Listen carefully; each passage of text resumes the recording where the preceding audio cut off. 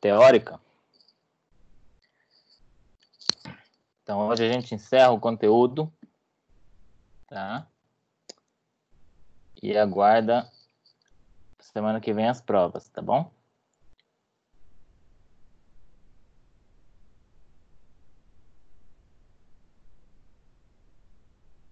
Avisa para mim se apareceu os slides para vocês. Apareceu, professor. Apareceu? Tá ótimo. Apareceu. Então, pessoal, hoje finalizamos o conteúdo com a unidade 4.3. Continuamos falando sobre as principais afecções, né, no idoso, tá? Segunda parte. A aula passada a gente falou de algumas, tá?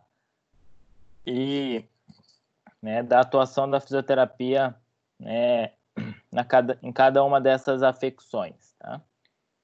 Então, o objetivo da nossa aula de hoje é conhecer o papel da fisioterapia nas enfermidades metabólicas, traumáticas, neurológicas, cardiovasculares e reumatológicas que podem acometer, né, os idosos.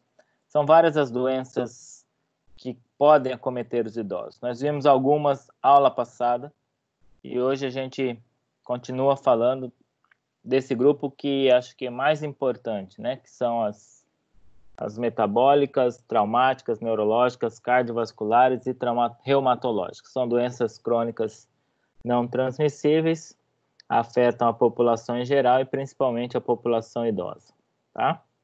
Então, a gente vai estar definindo cada uma delas e falando um pouquinho sobre a atuação da fisioterapia em cada uma delas.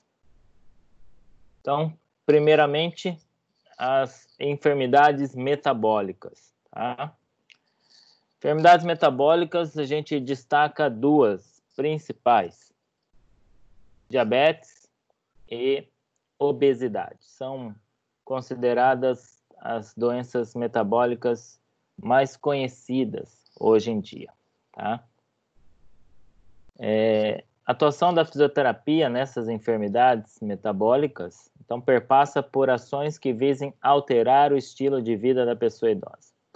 Então, se a gente considerar fatores de risco para diabetes, fatores de risco para obesidade, ambas estão relacionadas com o estilo de vida, boas práticas de vida.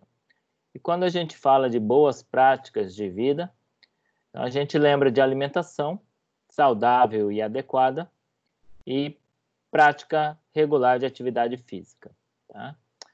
Então, visando, né, alterar esse estilo de vida da pessoa, né, idosa, a ação da fisioterapia, desde o âmbito de prevenção até o âmbito do tratamento, inclui a prática, né, de atividades físicas, tá, o exercício físico, tá, para combater o declínio físico, já que consideramos o idoso como, né, um indivíduo que passa por um processo de envelhecimento natural, né? Nós consideramos aí a teoria do estresse físico, né? A fim de obter o nível adequado de ganhos positivos na função tecidual e na homeostasia, e evitar lesões teciduais e declínio fisiológico. O que significa isso? Tá? Fisioterapia tem como objetivo promover um envelhecimento ativo e saudável. Isso é diretriz para a atuação da fisioterapia na saúde do idoso. E dentro desse objetivo, dessa diretriz de promover um envelhecimento ativo e saudável, então significa combater as doenças metabólicas, combater diabetes, combater a obesidade. Se a gente lembrar os indicadores epidemiológicos da saúde do idoso e os condicionantes, que a alimentação é um deles, nós vamos ver lá que, dentre as principais causas de mortalidade, nós vamos encontrar isquemia cardíaca, né, doença isquêmica do coração, acidente vascular cerebral, Alzheimer e outras demências, DPOC, diabetes mellitus, tá? Neoplasias, dentre todas essas, dentre elas, em comum, o que nós temos? Hábitos de vida, né? Então, se a gente considerar qual é o principal fator de risco para doença isquêmica do coração? Obesidade, diabetes, hipertensão arterial, maus hábitos alimentares com colesterol aumentado, né? Triglicéridos aumentados, né? A gente vê condicionantes, fatores de risco para AVC, hipertensão, diabetes, né? A hipercolesterolemia, né? Que pode obstruir também vasos sanguíneos que levam o sangue para o cérebro, tá? Mesma coisa ocorre para as neoplasias. Então, se a gente quer pensar em saúde do idoso, pensar em saúde do idoso significa combater morbimortalidade, ou seja, combater todos os fatores que aumentam os agravos e aumentam a mortalidade decorrente desses agravos, tá? Então, a gente precisa pensar, né, em bons hábitos, né, de vida, né, que significa alterar o estilo de vida da pessoa idosa. Assim como em outras condições, precisamos considerar também o impacto das alterações relacionadas ao envelhecimento e adequar o plano de tratamento, tá? Todavia, não podemos subutilizar a reabilitação ativa, ou seja, nós precisamos, né, promover um envelhecimento ativo para este idoso, considerando todo o seu processo de envelhecimento, tá? Então, a prática de atividade física deverá ser individualizada para o idoso, né? A alimentação deve ser individualizada para o idoso. Então, tudo deve ser levado em consideração o idoso. Quanto ao planejamento fisioterapêutico, também, né, o planejamento do tratamento deve ser pautado na avaliação cinética funcional minuciosa, integrando os dados objetivos e subjetivos da avaliação do paciente, garantindo o prognóstico adequado. Todo planejamento fisioterapêutico deve começar pela prevenção, tá? Quando a gente, né, elabora um plano de tratamento para o fisioterapeuta, para o paciente, planejamento do tratamento fisioterapêutico, ou seja, plano de tratamento, eu sempre digo que o tratamento, ele parte de uma avaliação inicial, e essa avaliação inicial ele tem que me dar um diagnóstico, né? Se eu avalio corretamente, ou seja, se eu faço essa avaliação cinética funcional minuciosa, coletando todos os dados objetivos, ou seja, aquilo que eu encontro no exame físico do paciente, e os dados subjetivos, aquilo que ele me relata como sintomas, ou seja, eu faço essa avaliação bem feita, com certeza o fruto dessa avaliação vai ser um diagnóstico mais preciso, um diagnóstico cinético funcional, um diagnóstico fisioterapêutico. E com um diagnóstico fisioterapêutico bem delimitado, bem certo, correto, eu consigo propor um tratamento, né, de acordo com o que o paciente realmente apresenta e necessita. Ou seja, eu tenho um prognóstico mais adequado. Ou seja, espera-se, né, que esse prognóstico seja mais adequado, tá? Só que quando falamos de saúde do idoso, né, a gente não pode deixar de lembrar aqueles conceitos de prevenção primária, prevenção secundária e prevenção terciária, visto que o idoso, né, ele já passou por várias experiências de vida, né, tem um processo natural de envelhecimento, chamado senescência, tem, né, agravos que podem acelerar esse processo, que envolvem a senilidade, e o idoso não tem aquela definição de doença única, ou seja, a gente não trata só uma coisa, É ver um conjunto de alterações. O idoso é hipertenso, diabético, obeso, sedentário, fumante, né, com alterações cognitivas. Às vezes chega um idoso desse para nós. E aí, né? Então a gente tem que, né, sempre pautar pela prevenção. Então por isso, vamos lembrar aí, né? Prevenção. A fisioterapia pode atuar em 3 níveis de prevenção: prevenção primária, prevenção secundária e prevenção terciária. Quando a gente diz prevenção primária, né, nós estamos falando do paciente que ainda não tem a doença, né, que ainda não desenvolveu, né, o agravo, ou seja, né, ele é saudável. Então, nós vamos evitar que ele desenvolva o agravo. Então, aí nós podemos, né, estimular a prática rotineira de exercícios físicos, manter esse controle da pressão arterial e o controle da obesidade. Impedir que ele chegue a essas alterações. Né? Ou seja, pautar em medidas preventivas e vão evitar que esse idoso seja um hipertenso e um obeso, já que ele não é. Tá? E assim fazemos prevenção primária. Tá? Mais difícil encontrarmos idosos assim, mas encontramos. Tá? E aí nosso foco é essa prevenção primária. O mais comum de encontrarmos é o idoso que já tem a doença. E aí ele pode se encaixar na prevenção secundária ou na prevenção terciária. Tá? Prevenção secundária, o indivíduo idoso já tem a doença, mas está no início, vamos dizer assim. Está controlada, mas ele tem. Então, o foco da prevenção secundária é impedir que essa doença avance. Tá?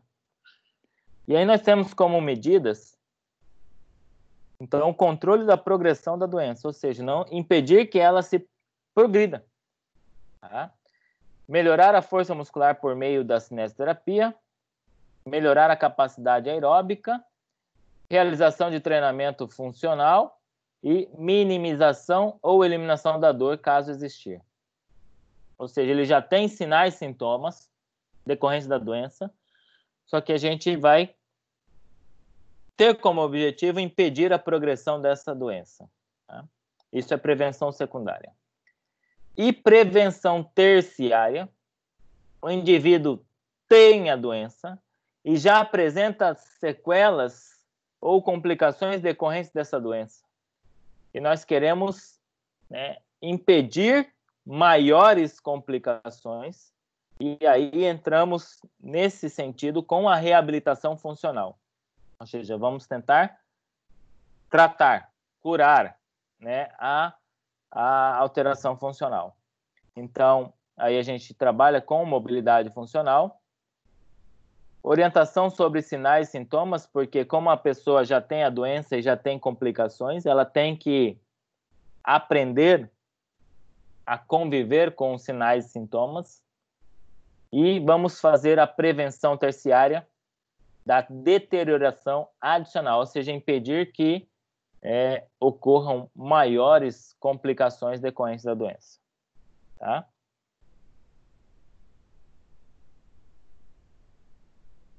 Dentro, então, como eu disse para vocês, do grande espectro das doenças metabólicas ou da síndrome metabólica, temos como principal exemplo a diabetes mellitus do tipo 2, tá?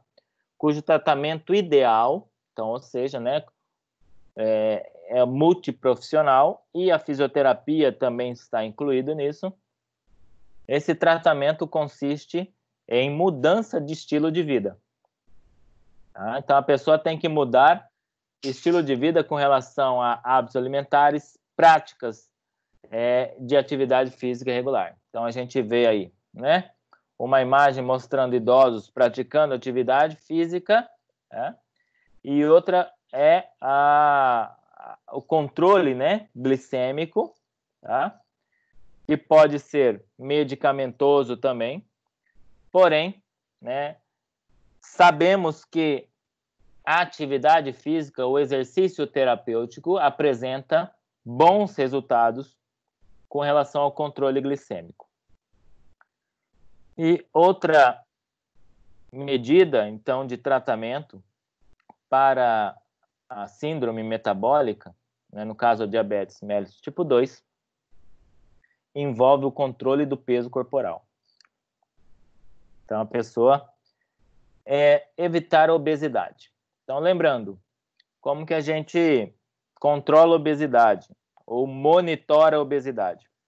Através do IMC, Índice de Massa Corpórea. Tá? O índice de massa corpórea pode ser calculado, lembrando, dividindo o peso pela altura ao quadrado. Então, pega seu peso, tá? 75 quilos, por exemplo, e divide pela sua altura, multiplicada pela sua altura. 1,75 vezes 1,75. Tá? Então, nós vamos ter um resultado aí.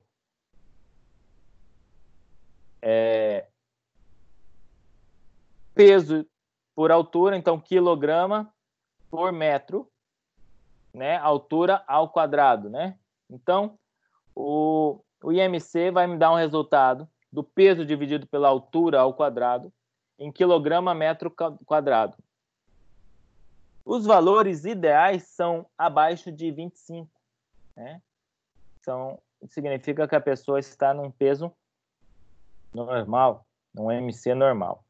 Tá? Acima de 25, nós temos sobrepeso, ou seja, sinais de alerta. Acima de 30 já é obesidade, acima de 40 consideramos obesidade mórbida. Tá? Então, dessa forma,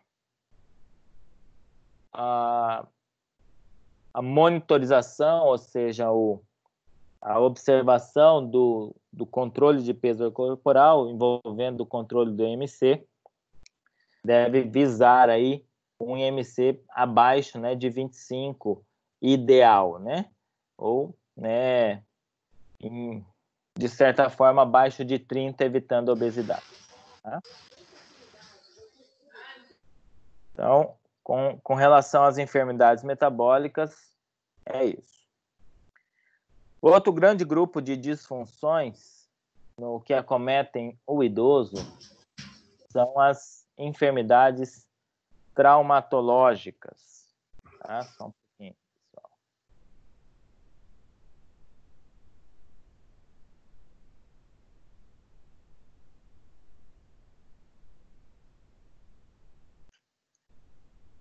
As enfermidades traumatológicas e ortopédicas. Outro grande grupo de doenças ou disfunções que afetam os nossos idosos. Uma dessas enfermidades, dessas disfunções, é a síndrome do impacto do ombro, tá? Que podemos chamar, né, de bursite, tá? Num termo mais popular, vamos dizer assim. Tá?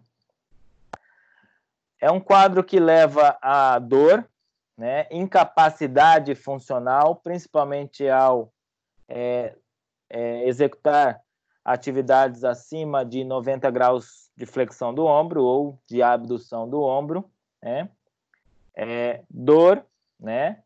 Perda de força muscular por conta, né, da dor, e, consequentemente, né, impossibilidade de realizar algumas atividades de vida diária. Por dor, né, o idoso não consegue realizar algumas atividades. E leva, consequentemente, a uma redução da qualidade de vida. Acho que se a gente perguntar se dor é qualidade de vida, ninguém vai responder que sim. Tá? Então, quando um indivíduo sente dor, né, consequentemente, a sua qualidade de vida ela reduz.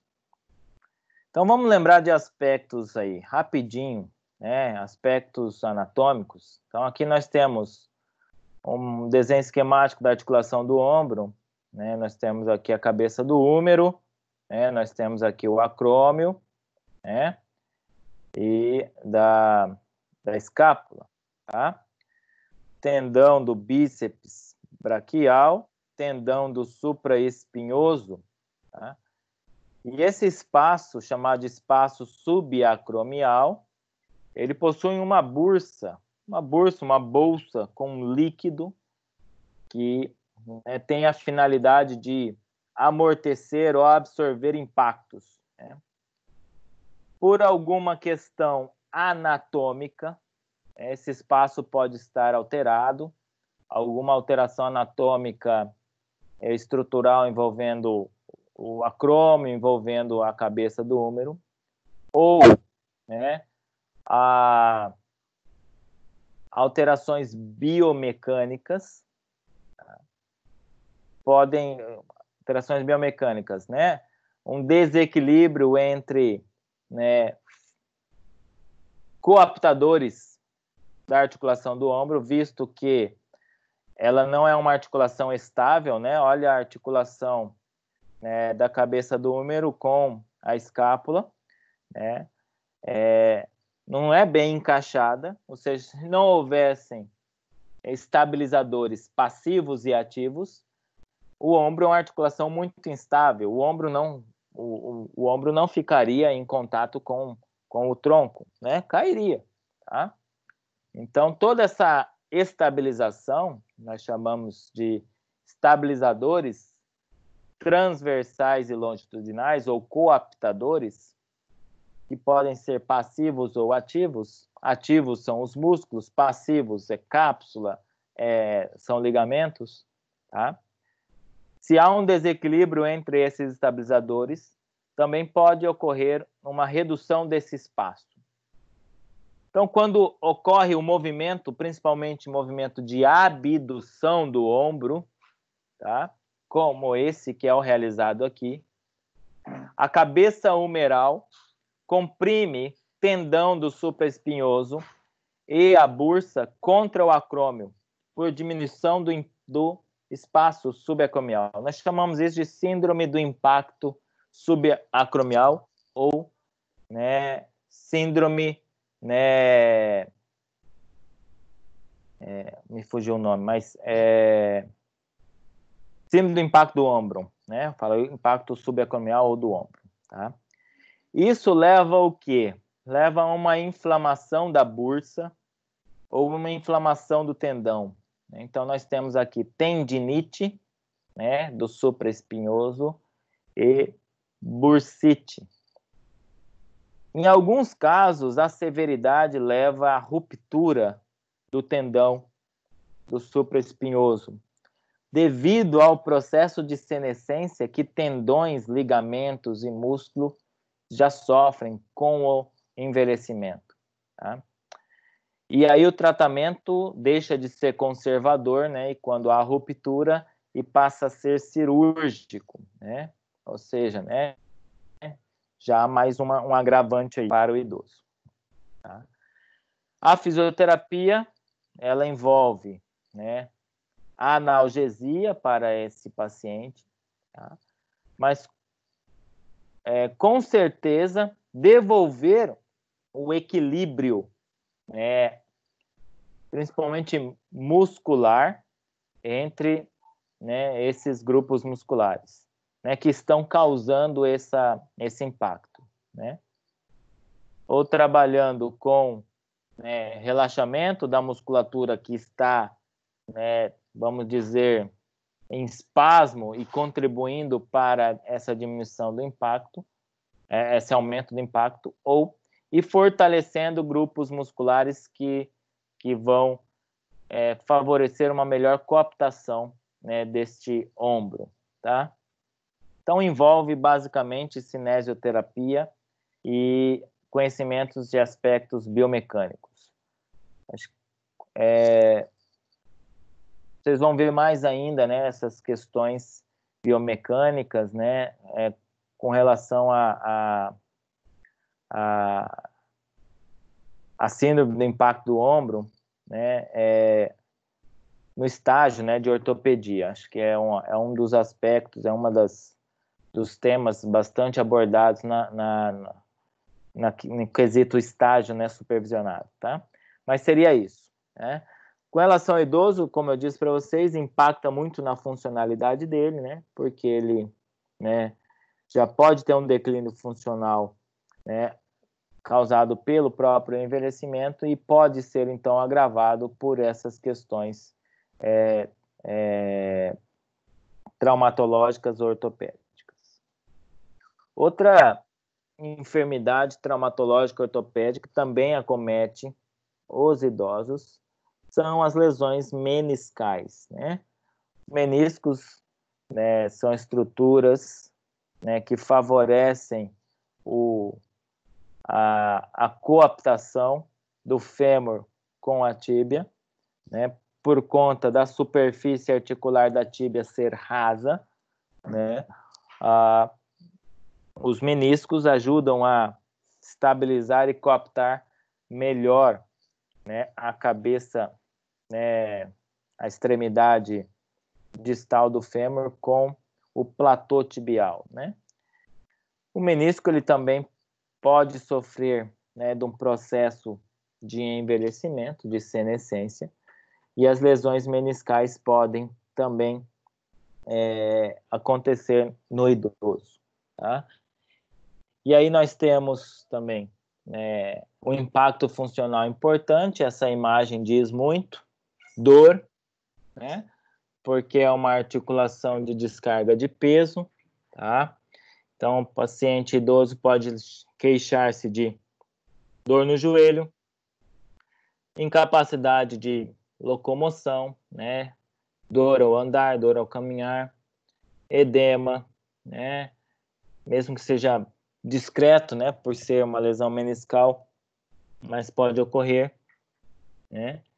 E isso também leva a uma redução da qualidade de vida dele e uma, né, certo impacto na sua realização de atividade de vida diária, né? Consequentemente, a fisioterapia tem muito a ajudar também com a analgesia e principalmente com a correção, né, de fatores biomecânicos que podem aliviar, né, a dor do paciente, tá? Outra questão traumatológica e ortopédica que pode acometer os idosos é a estenose lombar degenerativa, tá? Então, são alterações em nível da coluna vertebral, em que há um estreitamento do canal vertebral, promovendo aí compressão, né, de estruturas nervosas. E quando há compressão de estruturas nervosas, há, né, dor irradiada, sensação de queimação, sensação de choque, formigamento, perda de força muscular. E isso também vai ter o quê? Um impacto importante na qualidade de vida do idoso, tá? Então, a fisioterapia também tem a contribuir também com alívio dos sintomas de dor, né? E com alguns recursos também podem, técnicas manuais, né, principalmente, podem promover alívio, né, para esse paciente, tá? Outra condição muito comum, né, para os idosos, que envolvem traumatologia e ortopedia, são as artroplastias, tanto de quadril quanto de joelho, tá? As artroplastias são cirurgias para substituição das superfícies articulares por próteses articulares, tá? Elas são comuns quando há, né, a artrodese, né? Que é a artrodese? É a fusão, né, dos ossos por processos avançados de osteoartrose, tá? Então, que é uma osteoartrose avançada, bem clássica, né? Diminuição acentuada dos espaços ou do espaço intercostal, né? Aqui praticamente não há espaço intercostal, há uma fusão das superfícies articulares com, né,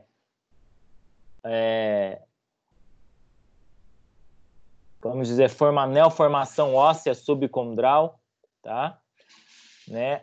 Osteopenia, né? Uma rarefação óssea, né? A diminuição da densidade óssea e, consequentemente, esse paciente apresenta grande limitação de movimento por conta, né, dessa diminuição de superfície articular, de espaço, né? Redução de ADM e dor, né? A dor acho que é o maior sintoma. E aí chega um ponto, a dor é insuportável, a imobilidade, né, já traz prejuízos funcionais muito impactantes e, né, opta-se então pela substituição dessa articulação. Então, substitui a articulação por uma prótese, nós chamamos de artroplastia. Tá? Então, isso pode ocorrer tanto no quadril quanto no joelho, né? Então, aqui nós temos uma imagem esquemática, né, também mostrando, né, uma destruição da cartilagem, né, femoral, né, patelar. Isso, né, também confere uma perda de função muito grande e uma dor insuportável ao paciente, porque a cartilagem ela, né, desliza, né, sobre uma superfície e outra sem produzir dor, né? Ou seja, ela não é inervada. Quando essa cartilagem ela é destruída, começa a ocorrer um movimento de osso com osso. E o periósteo, né, a parte mais externa do osso, é extremamente inervada. Tá? Então, esse atrito ósseo com ósseo gera dor, né, durante os movimentos do joelho. Tá? Então, quando essa dor é insuportável, quando não há mais controle dos sintomas, também se realiza a substituição dessa articulação por uma prótese. Chamamos de artroplastia de joelho. Tá bom? Então, são duas condições que muitos idosos apresentam e motivo, né, de procura, né, desses idosos por serviços de fisioterapia. Como já falamos, quando abordamos assuntos anteriores, principalmente quedas, as fraturas, elas são bastante comuns na população idosa e foco, né, de atenção para a fisioterapia, né, no sentido da prevenção de quedas. Visto que o osso do idoso, ele apresenta características já senescentes, né, de fragilidade. Né? Então, a gente tem uma imagem aí de um osso normal, né, com a cortical, né, e o trabeculado ósseo preservado. E quando nós temos, né, um osso osteoporótico, que é o osso do idoso, nós temos um aumento das trabéculas ósseas, né, com diminuição do osso esponjoso. Isso confere, então, uma diminuição da rigidez e da resistência desse osso a estresses. Tá? Então, esse osso fica mais passível, né, de fratura diante de uma queda, por exemplo. Tá? Alguns locais são mais comuns as fraturas. Em primeiro lugar, né, a fratura de colo de fêmur, as fraturas de fêmur. Aí depois nós temos as fraturas de úmero, tá? Também de colo de úmero. As fraturas de cólis, né, ou de extremidade distal do rádio. E as fraturas de coluna vertebral, que apresentam a sua gravidade por conta, né, da sua íntima relação com o tecido nervoso, principalmente a medula espinhal. Tá? Nosso foco será sempre a prevenção das quedas para se evitar as fraturas. Mas diante de uma fratura, né, a nossa abordagem vai ser a mesma também, né? Semelhante com relação ao atendimento a outro paciente. Um grande porém ocorre quando a gente observa o processo de consolidação óssea, pois se tratando de um osso, né, mais fragilizado, consequentemente o processo de consolidação óssea pós-fratura ele pode ser mais lento, tá?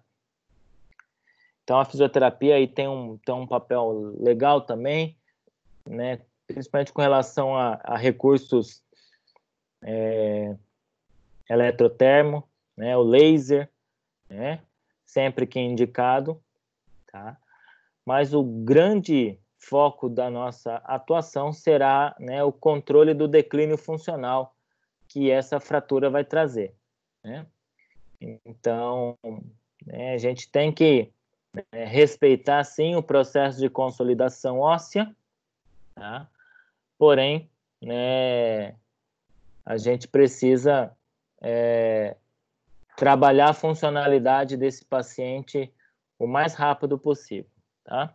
E aí a gente vai falar um pouquinho sobre a fisioterapia agora na traumatologia e ortopedia, além do que a gente já comentou. Então, a gente respeita, né, os períodos de imobilização, né, pós-lesões, tá? Então, com o objetivo, né, esse período de imobilização, ele vai ter alguns objetivos, né? E aí a gente tem aí uma tabela mostrando objetivo e tratamento. Durante esse período em que o indivíduo fica imobilizado, então, um dos nossos objetivos vai ser a redução do processo inflamatório, que às vezes a cirurgia para artroplastia causa, né? A cirurgia para correção da fratura causa, tá? Ou às vezes uma cirurgia para refixação de um tendão de músculo supraespinhoso, tá? Então, geralmente pode acontecer a atuação da fisioterapia em pós-cirúrgicos, né, de pacientes idosos. Então, no quesito redução da inflamação, a fisioterapia vai poder, né, realizar um tratamento com relação, né, com técnicas de proteção dessa região, posicionamento e elevação, além da possibilidade de utilizar crioterapia, tá?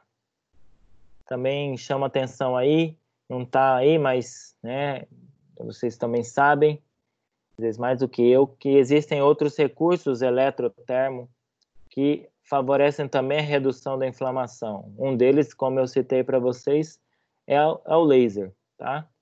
Então, se houver indicação, principalmente se não houver contraindicação para o paciente, né, o laser também pode ser utilizado, tá? Principalmente com relação a osso, né? Sabemos que o laser tem excelentes efeitos sobre a consolidação óssea. Redução dos efeitos da imobilização, ou seja, a pessoa ficando imobilizada, então nós temos todos os efeitos do imobilismo, tá? Isso leva a um declínio funcional, tanto, né, local, né, ou seja, do músculo, quanto global, né, do condicionamento cardiorrespiratório do paciente. E se tratando de um paciente idoso, isso é muito importante, porque isso pode representar declínio na capacidade de realizar atividades de vida diária e, consequentemente, um declínio da sua qualidade de vida, tá?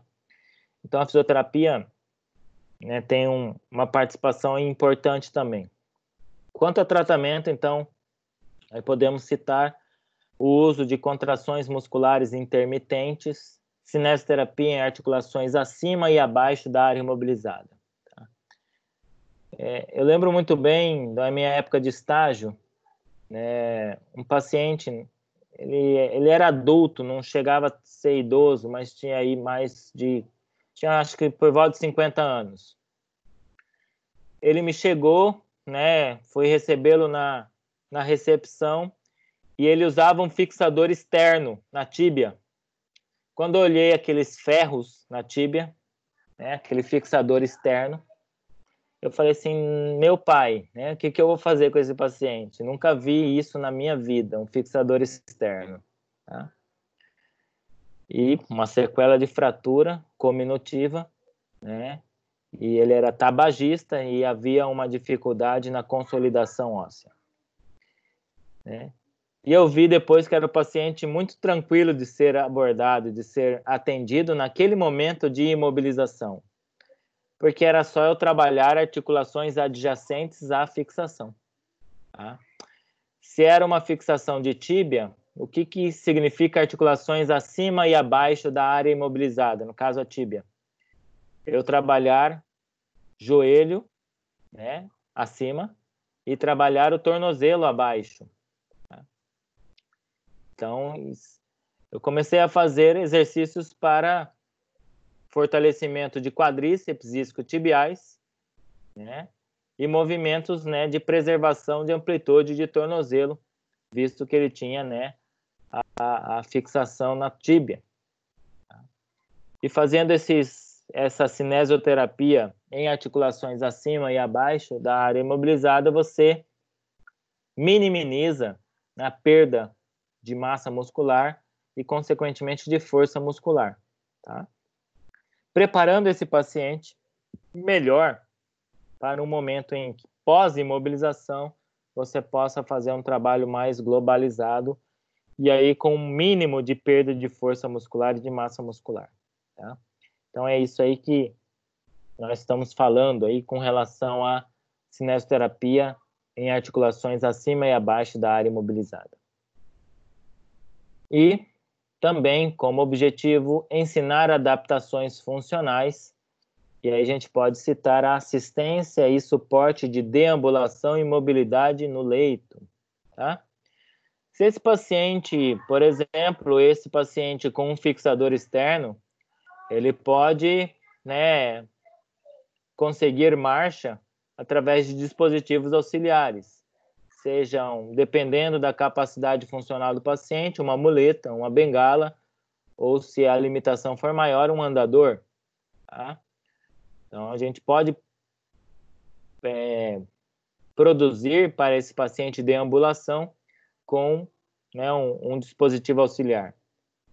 Ou se ele é acamado, que ele possa ter um mínimo de mobilidade no leito para que ele possa, né, evitar úlceras de pressão, por pressão, e também, né, trabalhar alguns exercícios para minimizar a perda de força muscular ainda no leito. Tá? Exercícios ativos livres, ativos resistidos, tá? Podem ser feitos também no leito.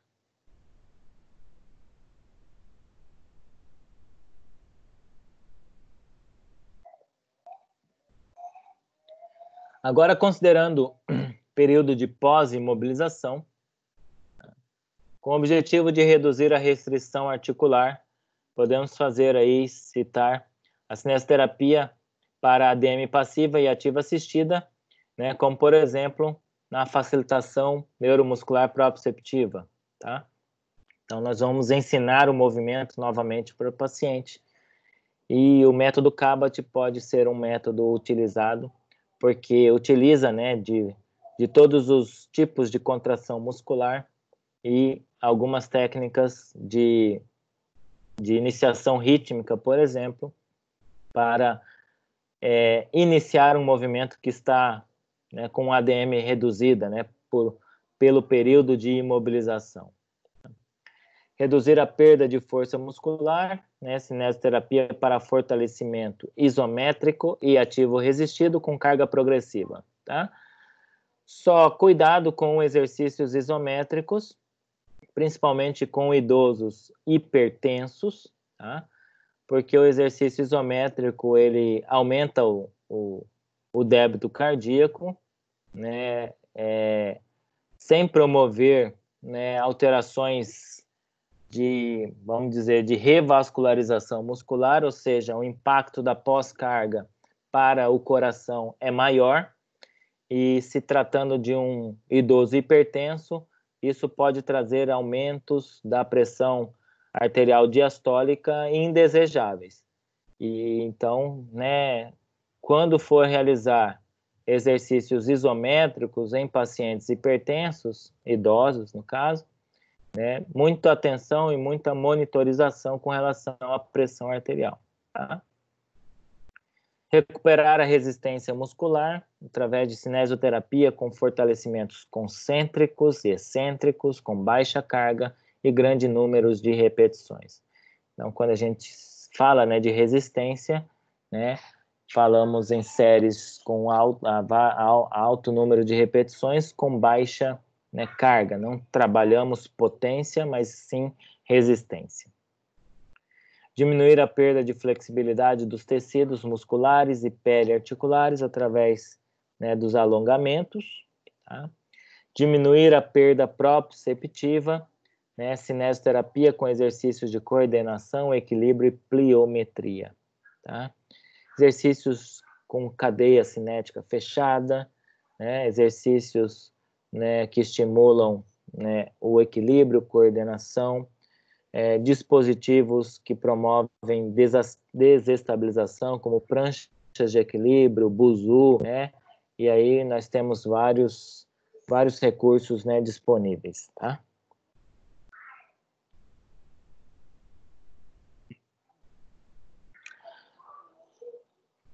Com relação a disfunções neurológicas, tá? Nós podemos compreender o tratamento neurológico, fisioterapêutico em neurologia, relacionado em dois aspectos, tá? Os aspectos primários e os aspectos secundários, né?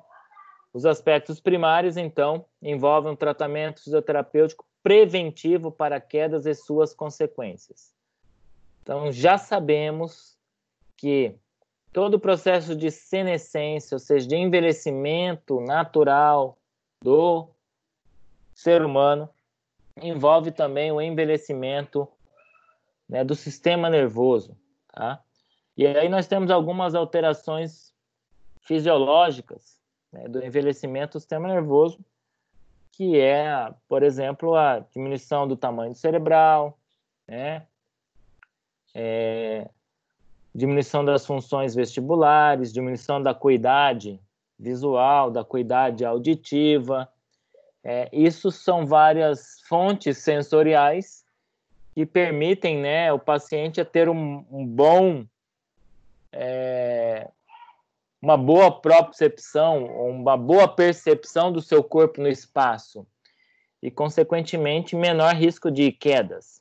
Tá? Então, dentro dos aspectos primários, ou seja, de prevenção, a fisioterapia em neurologia vai abordar aí a prevenção de quedas. Vamos também abordar a restauração da funcionalidade, ou seja, né, um paciente que não apresenta declínio neurológico ou doença neurológica, mas apresenta algum declínio funcional, nós vamos buscar a sua restauração. Tá? Treinamento do controle postural através de exercícios aeróbicos, força e equilíbrio, e cinesioterapia para alongamento muscular e para fortalecimento muscular. Tá? Ou seja, a cinesioterapia, né, é a base, né, da nossa atuação, tá? Com relação à saúde do idoso. Quanto a aspectos secundários, tá? Aí nós vamos englobar, né, um paciente que já tem alguma doença e a gente quer impedir o agravo dessa doença, ou já, né, às vezes trabalhando já com sequelas decorrentes da doença. As sequelas das doenças neurológicas, geralmente elas cursam com alterações do tônus muscular, ou com hipertonia ou com hipotonia, tá? Geralmente, as doenças neurológicas do sistema nervoso central cursam com hipertonia, hiperreflexia, e isso leva a um quadro que nós chamamos de espasticidade, e é um quadro que, a longo prazo, pode levar a padrões de deformidades, né? Doenças do sistema nervoso periférico geralmente cursam com hipotonia, ou seja, diminuição do tônus muscular, e isso leva a uma dificuldade para a realização dos movimentos, né? Por fraqueza muscular, diminuição, né, de controle muscular. Tá? No caso das espasticidades, a fisioterapia vai ter como objetivo, né, inibir essa espasticidade, tá? Evitando maiores complicações decorrentes dessa espasticidade, como, né, deformidades. E no caso de pacientes hipotônicos, né, a fisioterapia tem como objetivo facilitar, né, a aquisição do movimento normal. Tá? Podemos, né, realizar uma intervenção combinada de várias técnicas, como mobilização articular, facilitação neuromuscular proprioceptiva e até a eletroestimulação funcional, tá? Então, recursos de eletroestimulação, utilizando principalmente o FES e a corrente russa, né, para promover contração muscular. Assim a gente melhora o controle muscular, né? Também elaborar estratégias para melhora do controle postural, treino de marcha e manipulação. Esta imagem foi tirada de um artigo cujo link está aí, que é o uso, né, de recursos fisioterapêuticos para melhora do controle de tronco em pacientes neurológicos, tá? Então, no caso, ele está usando uma técnica de facilitação neuromuscular proprioceptiva para tronco, né? Estimulando, né, a combinação de contrações musculares do tronco, né? Ou por estabilização rítmica ou reversão de estabilização, né? De acordo com a técnica que ele está propondo, tá? É interessante, né, que dentro da fisioterapia neurológica a gente faz uma combinação de técnicas, né? As combinações do tratamento envolvem, né, todos esses recursos, né, que de forma geral envolvem movimentos de estabilização, manipulação, locomoção, né, com o objetivo de manutenção e ganho, principalmente de amplitude de movimento, tá? E muitas vezes a gente incorpora também e combina essas atividades a parte lúdica, né, com relação à parte, né, de cognitiva, tá? A gente viu alguns exercícios com relação à estimulação cognitiva, né, em aulas anteriores, acho que na aula de prevenção de quedas, né, ou de quedas, né, a gente falou um pouquinho sobre a combinação, né, de atividades cognitivas com o tratamento, né, atividades envolvendo cores, envolvendo formas, envolvendo, né, comandos verbais para que o paciente possa executar, tá? Então, isso aqui é muito válido também. Outro grupo de alterações que envolvem os idosos são as enfermidades cardiovasculares, tá? Então, a atuação da fisioterapia na reabilitação cardiovascular aplicada à pessoa idosa é indicada quando o paciente está em fase estável, cujo trabalho da fisioterapia está voltado para o recondicionamento físico. Quando sabemos que ele está em fase estável? Geralmente após, né, a passagem ou a consulta dele em um cardiologista, liberando ele para, né, a fisioterapia cardiovascular e recomendando que ele faça, né, esse tipo de reabilitação. Então, antes de iniciar a reabilitação, o paciente deve passar por uma série de avaliações e testes com o cardiologista.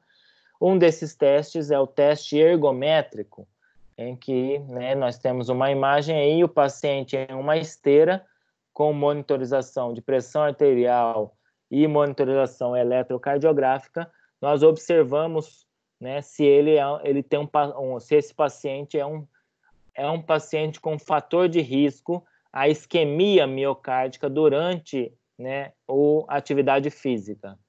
Então, esse teste ergométrico, ele tem essa finalidade de prever, né, se o paciente tem risco para infarto agudo do miocárdio por, né, isquemia, né, cardíaca, tá?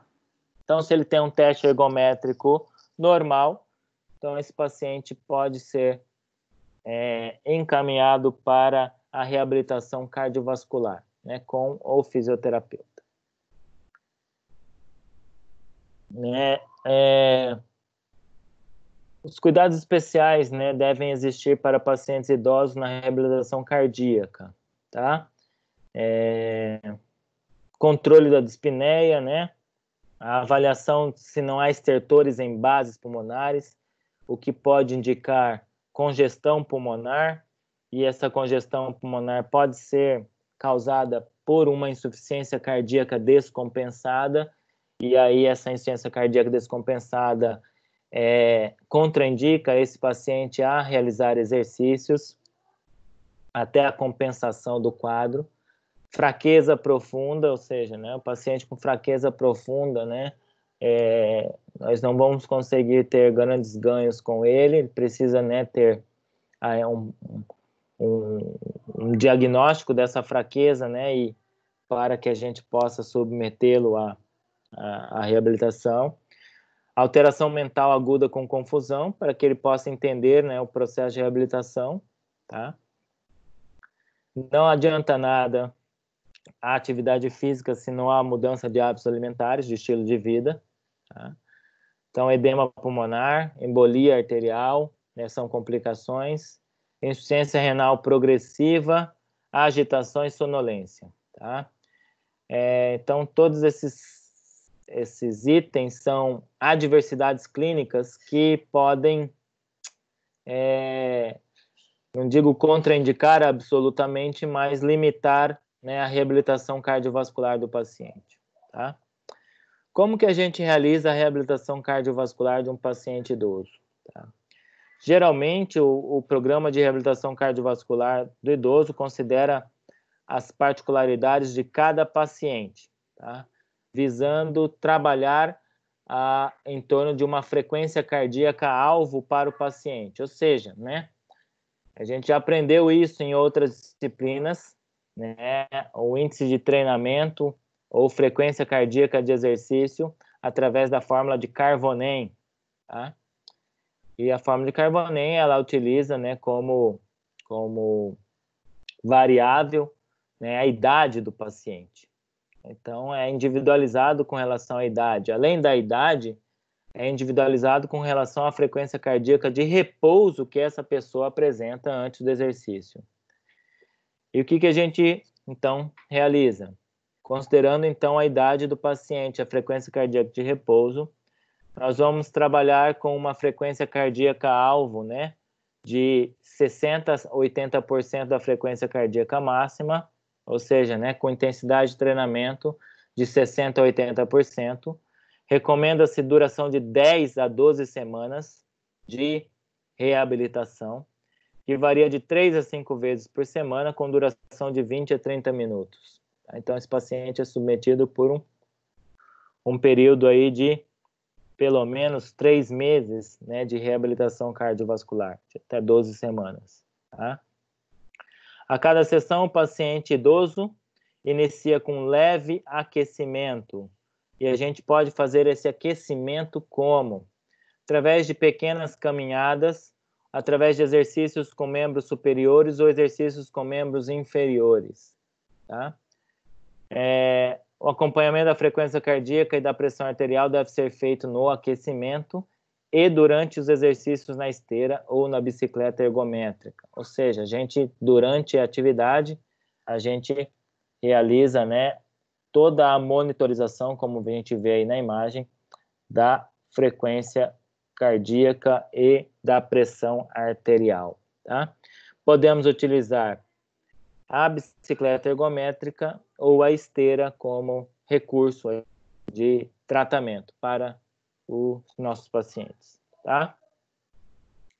Após o período de treinamento, né, nós temos um período de aquecimento, então geralmente 10 minutos, um período de treinamento, que é um período aí de 30 minutos. Após o período de treinamento, né, nós temos um período chamado de desaquecimento, né, também pode ser feito, né, com caminhadas, exercícios respiratórios, né, exercícios de alongamento, para que a pessoa possa estabilizar novamente a sua frequência cardíaca até os níveis de repouso, tá?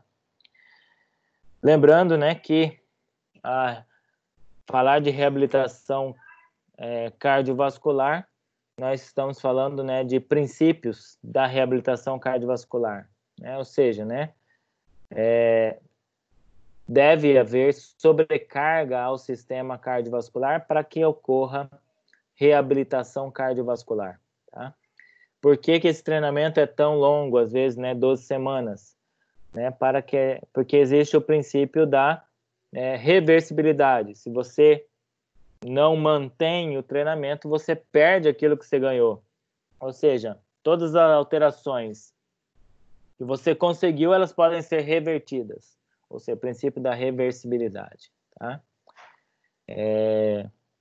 Então, é muito importante que esse acompanhamento seja feito, né, por esse período de 10 a 12 semanas, tá? Para que ocorram e sejam mais permanentes as alterações decorrentes desse treinamento cardiovascular. Existem fases da reabilitação cardiovascular, acho que a gente já comentou isso em outras disciplinas, tá? Vamos lembrar aqui. Nós chamamos de fase 1 a fase de reabilitação hospitalar, né? Ou seja, durante a fase aguda, né, no período de internação hospitalar. Então, fase 1, sinônimo de fase hospitalar. Aí nós temos como objetivos nessa fase, né, evitar complicações circulatórias e pulmonares, reduzir a inatividade do paciente, principalmente com relação ao imobilismo no leito, tá? Seja ele pré ou pós-cirúrgico, no caso de uma cirurgia, manter o trofismo muscular, reduzir os efeitos da hipotensão, reduzir o tempo de internação e promover deambulação precoce. Tá? É isso que a gente faz em uma unidade coronariana, é uma unidade de terapia intensiva que trabalha com pacientes cardiopatas ou pacientes com afecções cardiovasculares. Tá? E um grande número de pacientes internados nessas unidades são idosos. Tá? Então, a gente precisa entender a importância da reabilitação cardiovascular para esses pacientes. E são exatamente esses os objetivos, tá?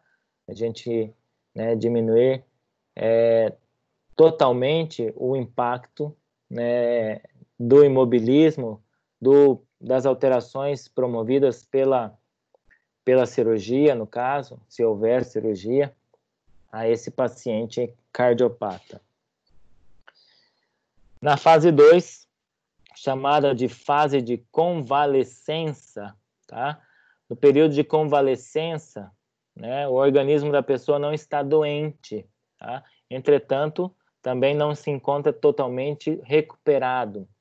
Isso chama-se convalescença, ou seja, essa transição da doença para o paciente totalmente curado, tá?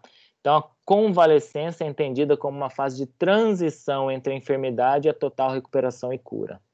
Tá? Então, mais um termo aí que a gente aprende, né, para o nosso vocabulário. Na fase de convalescência, então, em ambiente domiciliar, nós temos como objetivos. Às vezes, esse ambiente pode ser, né, também uma clínica, né, de fisioterapia, um ambulatório de especialidade cardiovascular, tá? Uma clínica particular, tá? Um consultório de fisioterapia que você, fisioterapeuta, tem como especialidade a reabilitação cardiovascular, né? Então, os nossos objetivos são aumentar a capacidade aos esforços, aumentar a tolerância ao esforço físico, tá?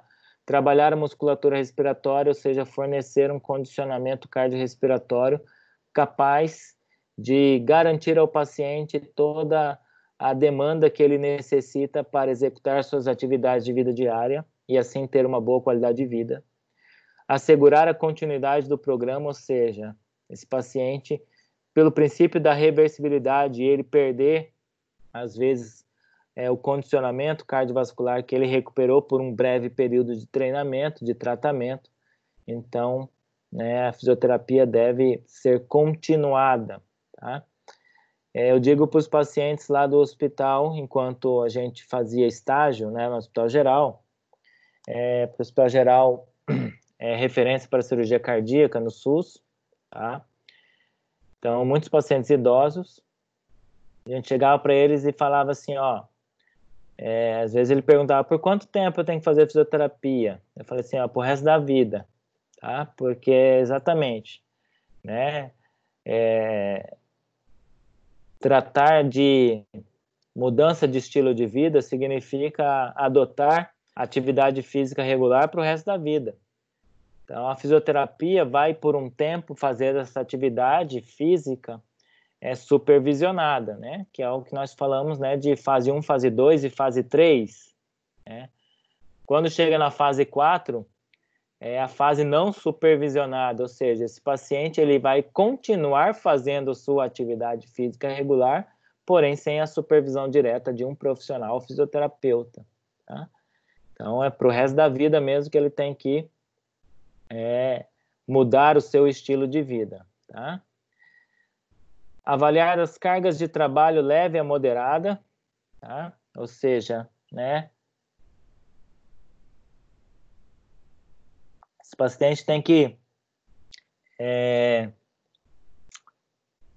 avaliar, né,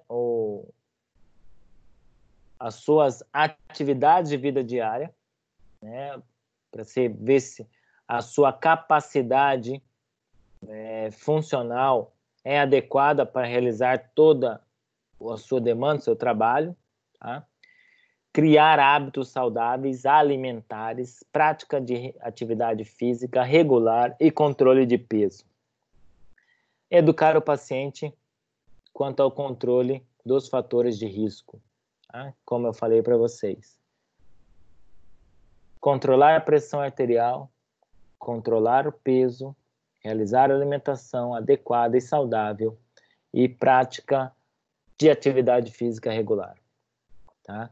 Isso significa bons hábitos de vida e controle dos fatores de risco, não só para esses pacientes, mas para todos nós. Fase 3, na fase crônica, então, graus variáveis de supervisão, né? Então, aí a fisioterapia, fazendo aí a reabilitação cardiovascular, tá? Temos como objetivos avaliar o progresso e a estabilidade da doença, melhorar o condicionamento físico e a resistência, criar hábitos saudáveis, proporcionar maior conscientização sobre qualidade de vida. Na fase 3, o fisioterapeuta atua diretamente na orientação da prática do exercício físico de forma segura e eficaz. A prática de atividade física regular é capaz de agir na prevenção de doenças cardiovasculares e como tratamento não farmacológico dessas doenças, tá? Melhorando assim a qualidade de vida do paciente. A fisioterapia é considerada uma medida não farmacológica de assistência ao paciente, né? Porque a gente não é medicamento, tá? E temos grandes efeitos sobre a qualidade de vida desse paciente. Na fase 4, então a fase não supervisionada, contínua, ou seja, o resto da vida, tá? Claro, com reavaliações a cada ano, tá? Reavaliações, ele continua indo ao cardiologista, né? Às vezes semestralmente ou anualmente, tá? E para sua monitorização, sua realização do seu teste ergométrico, nós chamamos de check-up, né? Para avaliar, né, o seu condicionamento cardiorrespiratório, sua capacidade e o controle dos riscos de isquemia miocárdica, tá? Isso é a fase 4.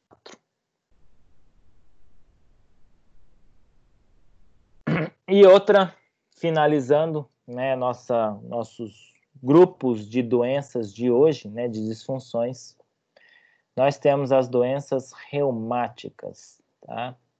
Essas são também muito comuns nos idosos, fonte de grandes sintomas que incomodam, tiram conforto e, consequentemente, né, diminuem a qualidade de vida, tá? A atuação da fisioterapia em idosos com doenças reumáticas, osteoartrite, artrite reumatoide, osteoporose, sarcopenia, é baseada em uma minuciosa avaliação cinética e funcional que leva geralmente a objetivos comuns como: só a gente olhar essa imagem, a gente vê, né, uma mão com o que nós chamamos de nódulos articulares, muito comuns na artrite reumatoide, na osteoartrite. A artrite reumatoide também pode levar a deformidades como desvio ulnar, aqueles dedos em pescoço de cisne, tá? E são fonte de muita dor. Então, o principal objetivo da fisioterapia seria a redução da dor, a redução da rigidez articular. Então, imagina uma mão com dor e rigidez articular. Isso leva a uma diminuição impactante, né, na qualidade de vida do idoso com relação às suas atividades de vida diária, tá? Às vezes leva a dificuldade, né, de manipular objetos, de realizar, né, de cozinhar, realizar pequenas tarefas no dia a dia. E a gente viu que isso pode ser avaliado por instrumentos que avaliam qualidade de vida, tá? Então, o idoso, ele apresenta as alterações, né, e a fisioterapia, então, tem esse objetivo de reduzir os sintomas, né, vamos dizer assim. Então, redução da dor, redução da rigidez articular, redução da sensibilidade parestésica, né? Algumas dessas doenças podem levar à parestesia, que são sensações anormais, como formigamento, sensação de choque e queimação, tá? Aumento da funcionalidade, né? O nosso objetivo é, com relação à redução dos sintomas, aumentar a função, manutenção e aumento da força muscular, aumento da estabilidade articular, proteção articular e aumento da propriocepção e sensação sinestésica, tá? Né? De forma geral, aumentar a funcionalidade do membro, tá? E sempre o foco será a melhora da qualidade de vida do paciente. Então, o que nós podemos fazer, tá? Orientações, primeiro, sobre a doença. Muitas doenças não têm cura, têm controle, sintomas, tá? Então, o idoso precisa aceitar, precisa saber sobre a sua doença, conhecer a sua doença. Conhecendo mais a doença, ele sabe mais como lidar com ela. Controle do peso corporal e aspectos biomecânicos, né, como sentar, levantar e ou transportar objetos. Isso também envolve a parte de orientação biomecânica. Prescrição de órteses ou aparelhos imobilizadores quando necessário, tá? Somente quando necessário, visto que a órtese pode também limitar o movimento e às vezes a limitação do movimento pode ser um fator desencadeante de dor, né, de rigidez, né? Então, às vezes a gente está querendo, né, evitar um sintoma e a gente está causando outro, né? Então, a gente tem que ter bastante critério a prescrever órteses. As órteses geralmente são indicadas para prevenção de deformidades. Aí sim, né? Quando a deformidade está entrando, né? Vamos dizer, as órteses podem, né, imobilizar e evitar que essas deformidades ocorram. Cinesioterapia, com exercícios isotônicos e isométricos ou alongamentos, condicionamento cardiorrespiratório, treino de marcha com ou sem dispositivos auxiliares e a fisioterapia aquática. Essa é muito querida, muito desejada, né, pelos pacientes idosos, e muito indicada por conta, né, dos efeitos fisiológicos da água, uma água aquecida, uma água que possui princípios, né, como o empuxo, como a flutuação, como, né, a pressão hidrostática, né, e isso pode reduzir impactos sobre articulações e promover alívio dos sintomas, né. Então, a hidroterapia ou fisioterapia aquática é muito indicada para esses casos de doenças reumáticas, tá? E muito bem aceito, né, pelos idosos, tá bom? Bom, pessoal, por hoje era isso.